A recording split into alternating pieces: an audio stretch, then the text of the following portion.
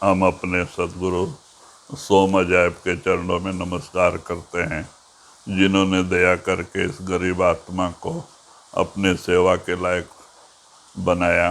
नहीं तो ये जीव न मालूम कहाँ आज बह गया होता। उन्होंने हाथ पकड़ के हमें इस परमार्थ और भक्ति के रास्ते में लाके और अपनी दया में हर करके सेवा के लायक बनाया। इसलिए हम उन दोनों महात्माओं के धन्यवाद मानेंगे। उनको आज सब जगह पे महाराज जी का बर्थडे सितंबर महीने में ही 7 तारीख को सोमनाथ महाराज जी का और 11 तारीख को अजायब सिंह महाराज जी का जन्मदिन मनाया जा रहा है। बड़ी खुशी की बात है। संतों का जन्मदिन मनाना बड़ा अच्छा है, क्योंकि उन्होंने इस दुनिया में आकर के अपना सब कुछ खो करके हमारे आप जैसे जीवों का कहते उद्धार किया और परमात्मा से बिछड़े हुए जीवों को उस परमात्मा के गोद में फिर लेके आए। भक्ति करा के, ध्यान भजन करा के फिर परमात्मा के पास लेके जाते हैं। इसीलिए उनका ये त्याग और ये बलिदान बहुत बड़ा होता है संतों का। इसीलिए संतों का बर्थडे मनाना कोई गलत काम नहीं है। एक समय ऐसा था जब दुनिया भक्ति से दूर हो गई थी। हम काफ़ी दिन से दुनिया के लोग परमात्मा को भूल गए थे, तो उस समय परमात्मा ने पहले गुरु नानक और कबीर को भेजा, जिन्होंने आकर के यहाँ भक्ति का बीज बोया।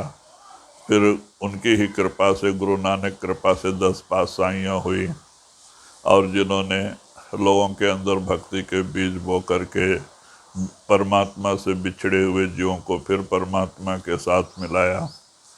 ऐसे ही फिर बीच में काफ़ी लंबा समय बीतने के बाद फिर परमात्मा की कृपा हुई कि वही ताकत फिर स्वामी जी के, महाराज जी के रूप में आगरा में प्रकट हुई और फिर वहाँ से लोगों के अंदर मालिक का प्रेम और प्यार जागा।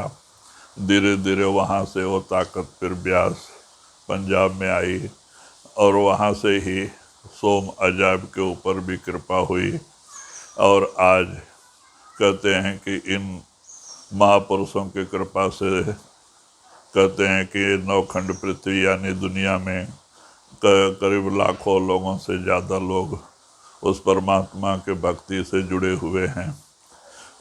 तो ये सोम अजायब इन दोनों का जन्म सितंबर महीने में मूल नक्षत्र में होने से, मूल नक्षत्र में जो बच्चा पैदा होता है उसके माँ बाप बच्चे का मुंह देखते ही गुजर जाते हैं। तो मूल नक्षत्र में पैदा जो होते हैं बच्चे, या तो बड़े राजा महाराजा होते हैं या तो बड़े महात्मा और योगी होते हैं। तो इसीलिए क्योंकि उनके ऊपर से लेकिन माँ बाप का छाया उतर जाता है और वो बैराग, ज़्यादातर बैराग अवस्था में पाके और भक्ति के रास्ते में ही चलने की कोशिश करते हैं।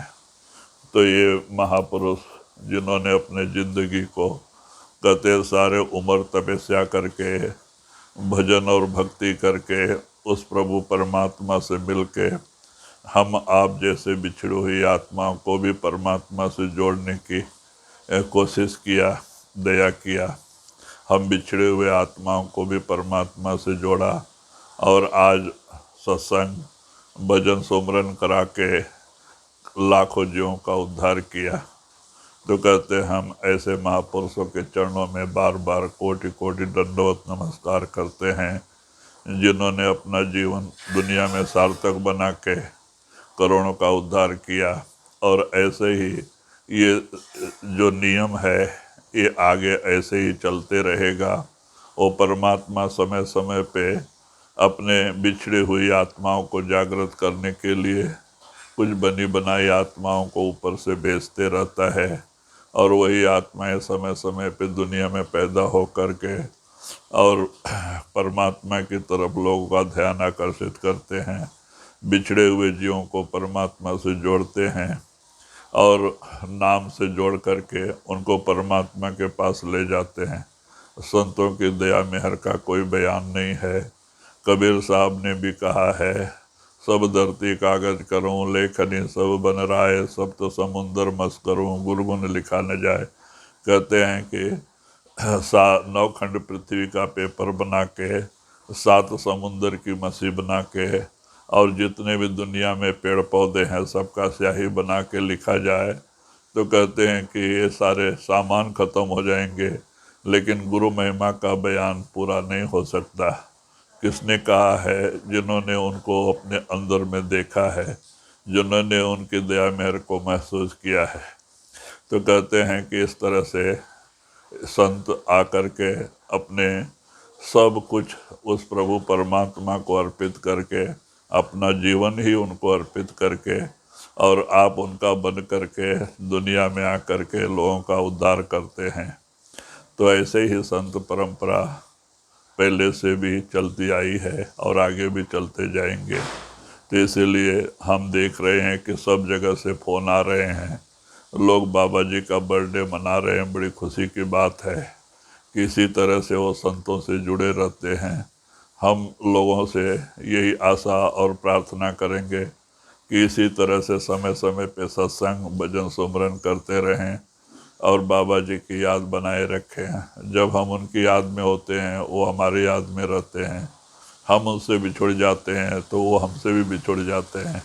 तो इसीलिए चाहिए कि याद बनाए रखें, सुमरन और भजन करें, जिससे उनका याद रोज़ रोज़ बना रहें और उनकी तवज्जो हमारी तरफ भी लगी रहे। तो इसीलिए चाहिए कि आप कितना भी कारोबार रहे और कितना भी सब आपका कीमती समय हो, लेकिन आप भजन सुमरन और सत्संग रोज़ रोज़ सुने और भजन सुमरन रोज़ रोज़ करें। ये अपना सच्चा काम है।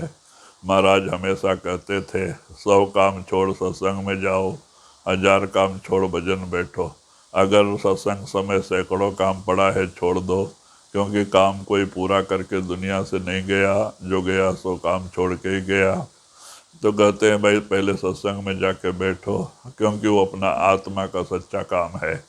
और करो लाखों माने हजारों काम हो तो छोड़ के भजन सुमरन में बैठ जाओ, क्योंकि ये दोनों अपना आत्मा के लिए सच्चा काम है, जिससे आत्मा को बल मिलता है, मन बलहीन होता है, और दुनिया का चिंता करने से मन को ताकत मिलता है और आत्मा बलहीन होती है। तो चाहिए कि हम सत्संग और भजन सुमरन जो महाराज ने हमें रास्ता बताया है उस पर चलते रहें और अपने आप को उस गुरु के साथ जोड़ के रखें, जिससे उनकी दया मेहर आपके ऊपर बनी रहे। आप सब लोग को बाबा जी का बहुत बहुत प्यार और धन्यवाद, और बाबा जी की दया मेहर पहुँचे। राधा स्वामी।